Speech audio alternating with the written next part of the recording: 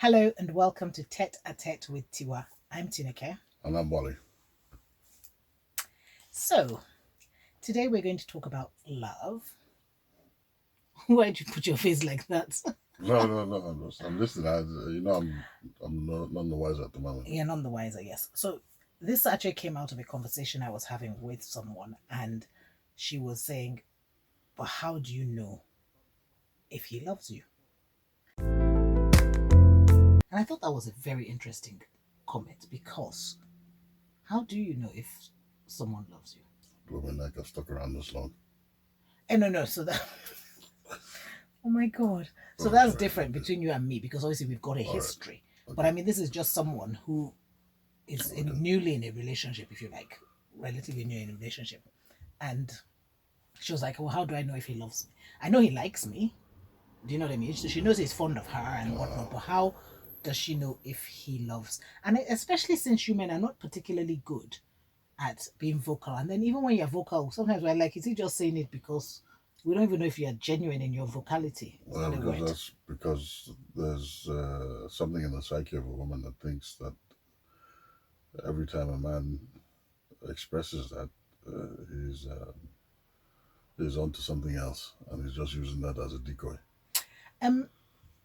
Yes and no, in the sense that I think, you see, I'm in two minds about that because I think that there's some men like that, absolutely. Yeah. But I think that a lot of men, by the time they say that, they must mean it. You know what I mean? They must mean it. It's because it's not that easy to just say.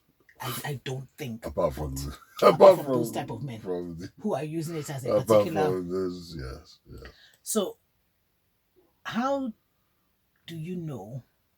And it's interesting you said that. You see, you said because I've stuck around for a long time. And what he said, this particular guy to her, when she said, oh, but I don't know if you love me. He said, but I'm here, aren't I? With men, it seems to be a thing of my presence. It should count for something. I don't know if it's proof enough. But if you ask me, this is and you know, this might just be my own take. That's what you want, your take. Just my take, right? So don't quote me. Well, you can quote me, but quote me for me. I'm not saying this is the case. Okay, land. Let me land my plane. It could be a helicopter. Sorry, I couldn't resist. So, his presence. What does he like to do? Does he like to be around you? Does he like to communicate with you? And when I say communicate, I'm talking about, does he like to talk to you? Does he like to send you messages, texts, voice notes even, I don't know. I'm checking this list off with regards to you and me, so you know. Yeah. You're sitting pretty now. Come out for here.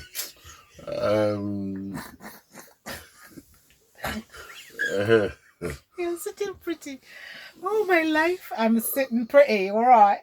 Does he like to buy you gifts? But you see, okay, sorry, land.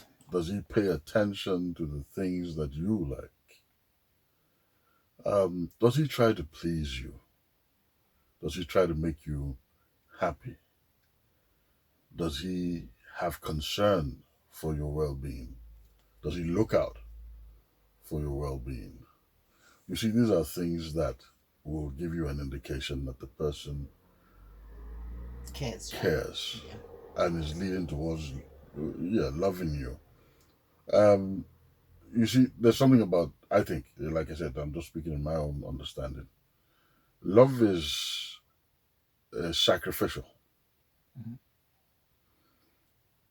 If the person is willing to do things that are sacrificial, I'm not saying go and cut the person's head off, but they're taking away from their own time for you, to be with you. Then they're giving you an indication that they love you. So, have you finished? Have you landed? And that is also in thought. So I'm talking about the attention. Women need to be patient. No, I didn't know if you had landed now. That I've stopped. Sorry. This Um, plane is taking a long time to land. yeah, you know me now. I know. I've heard you say to somebody, have you heard my husband talk? I will show you today that I'm talking. Okay. Mm-hmm. When I made that comment, it was completely different. But anyway, go on. I'm still pausing for effect. Okay, Toad. Please get on with it. Yeah. But so those are the things. And I know I think you mentioned something about love language. Mm. You know. And this love language thing is not even something that we knew. Well, I certainly didn't know years ago when we were courting. But I think we learned those things from communicating with ourselves. Yeah. What this person likes, what makes this person happy. Is a person trying to find out these things. Those are indications, I think, he's showing me enough care and love, or she, for that matter, I beg your pardon. So can I just ask, do you think that it is possible for someone to do all those things to win you over when he doesn't really care? When he doesn't care? And then you know how some men can, like, I don't know, like deliberately set you up because they know that's what you want to hear, or they know that's how you want. Do you think that they can do that without genuinely feeling it? I'm talking about real human beings here. I'm not talking about spirits. No. So what you're saying is there's too much effort in there. No, what I'm to do it for fun. Whoever's doing it for fun, those things, that person is wickedness. They came disguised as a human being. Okay, that's what you mean. Do you see? That's why I said spirit. Yeah. That person is wickedness. And I'm not saying people are not capable of that. There are some capable of that, but it's rare. Because you see, that there's a certain element of charm in what you have said, in the things you've described. Like if a man is being charming, he takes you out to dinner, he opens the door for you, closes the door, that type of thing. He makes sure that he's like paying attention, doing what, so a lot of what you're saying now, we text you, did you get home okay? All those type of things. But it might all just be for that day. So it's not even, so all these things you just mentioned, I'm not talking about any of those. Okay, so you're talking much deeper. Yes. I'm talking much deeper. I'm talking about the person that will take that time and just do the odd thing. It's totally random. And that will tell you this person is thinking about you. It might have been one thing you mentioned in conversation, casual conversation with them, and then they just... So do you know that I love you? Surprise. Yeah, I do. How do you know? Surprise you with it. How do I know? Oh, yeah, then you finish sentence me, my dear. Sorry, I beg your pardon. Let me finish my sentence, my dear. You throw me back. There's something that you said in casual conversation. Yeah, and then they surprise you with it. That means they're paying attention. Someone that's paying attention to you in that manner is unlikely to just be fooling around. But they're, like I said, they're spirits. So how do you know that I love you? Or how did you know? Because now I think you just know it's second nature, But how did you know originally? I felt the vibe. That's all right. Okay, let me. How did I know? You wanted. Look, we used to spend. Heck, we used to spend 4 hours on the phone in the middle of the night, talking about nothing and everything. So that showed you I love you. You don't sit on the phone with somebody you don't care for. But maybe you cared for me and I didn't care for you. Then you wouldn't have stayed on the phone, my dear. This is my dear. I don't like it. You have said it twice. What's my dear? My darling. My dear. My sweetie pie. I put your potato. You're such a twin. Yeah, so the things that we've gone through over the years, your sacrifices for me. That I mean, you don't sacrifice. And this is before marriage I'm talking about. Oh, okay. Well, so how did you know I love you? Because, I before. Okay, presume... even before marriage. All right. So even before marriage, the amount of time we used to spend together, we used to do everything together. Yeah. Oops. What changed?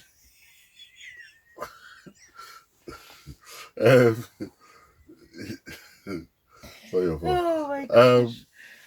And those are the things.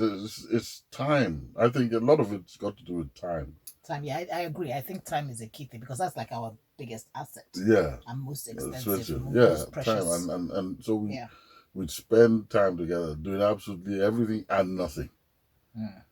You know.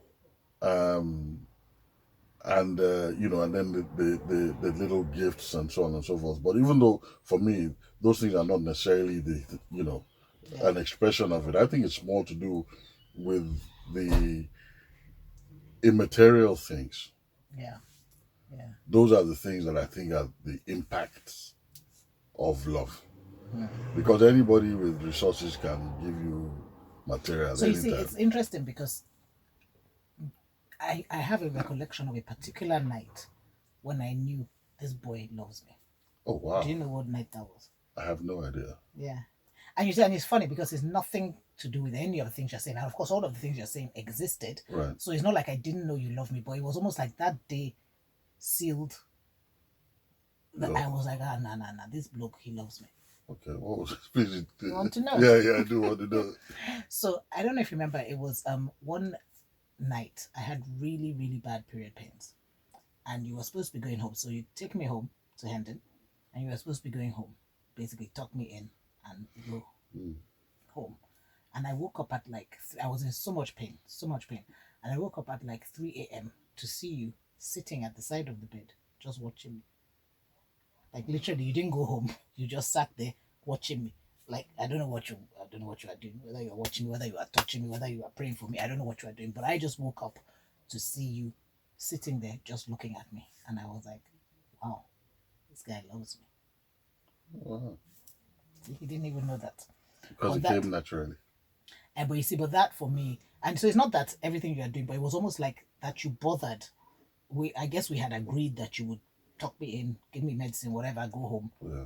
But that you decided, because I was moaning and whatever so much, that you decided to stay and just be there in case or whatever. I don't know what you were doing. No, I couldn't leave you. Maybe you just wanted to look at my beautiful face. I think it was more that I couldn't leave you in that state on your Possibly, own. but I have such a recollection of that. I remember thinking then, wow, that he loves me. And I guess also maybe it's also because of this situation, in the sense that if you see someone in pain and you are willing to be there with them in the pain, maybe that sends a message also, beyond you know what I mean, beyond because it's easier to just be like, please let me leave her. I don't need to deal with this so maybe that was why. I'm not sure, but it's such a recollection to me, and I know that's the day that I knew, because I already knew, but that's the day that kind of sealed it. That no, this one, he's a keeper. Okay. Yeah, so that's when I knew that he's a keeper. Yeah, so it was like so which is I think the point that I was trying to make, that it's the things that are immaterial. So that was just an act. Yeah, you can't buy that. So the most impactful things to show, for a person to show, are not material. Yeah, no, absolutely not. I mean, I think we know that for a fact, but of course. No, I don't think everybody. I think many people. Okay. Rely on material.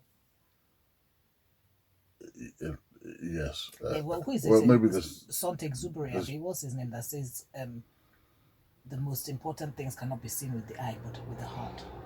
Right. Something like, I can't remember the quote. I'll get the quote and put it there. But I remember reading that book when I must have been 10, and I never forgot that statement. That the most important things in life cannot be seen with the eyes, but only with the heart. Right. So it's that sort of thing. Yeah. Well.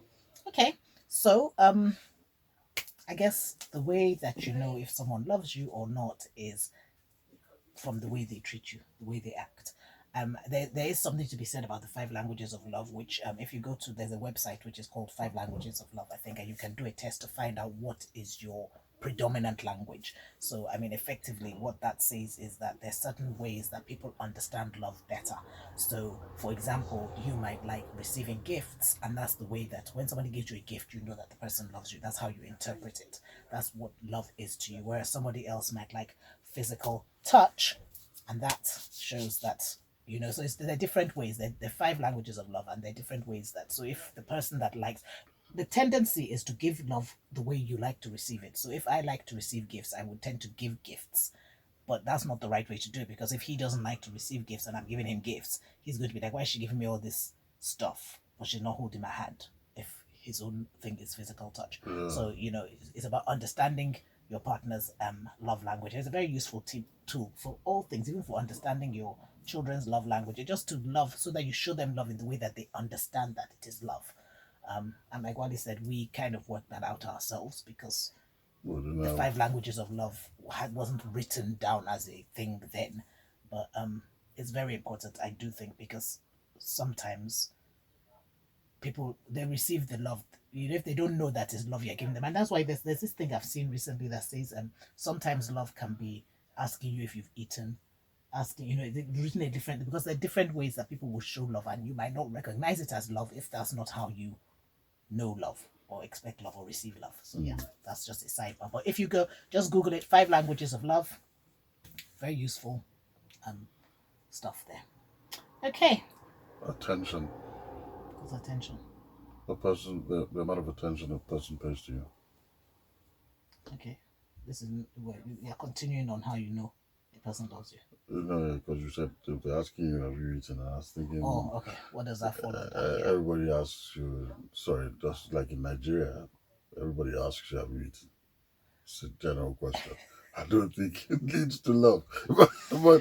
So I had to look behind that, and the thing is, are they concerned? What's the extent of their concern for your well-being? Because sometimes people do not say, I love you. But a lot of their actions are showing that they love you. Yeah. But you might not, if you're used to hearing, like, I love you, and you don't hear it, you'll be like, well, he doesn't love me because he's never told me he loves me. However, he might be doing a whole heap of things that clearly show that he loves you. But if you don't receive that as love, then you're going to think he doesn't love you. Yeah. So that's why it's really important to know how you receive love and to communicate that, and also for him to now then be able to receive. Yeah. So that's, yeah. Are you hungry? Sorry, I'm eating. See ya. Ciao. You are quite a case.